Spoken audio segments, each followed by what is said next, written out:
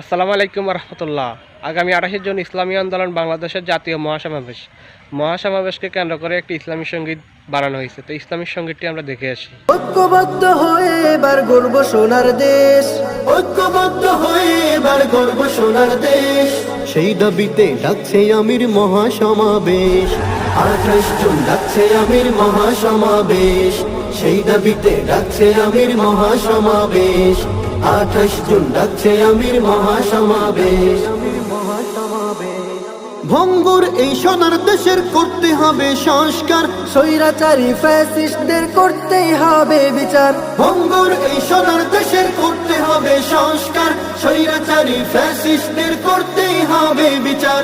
আনতে হবে অবাধ সুষ্ঠু নির্বাচনী পরিবেশ, আনতে হবে নিরপেক্ষ নির্বাচনী পরিবেশ। চলো চলো ঢাকা চলো জাগো বাংলাদেশ, পীর সাহেবের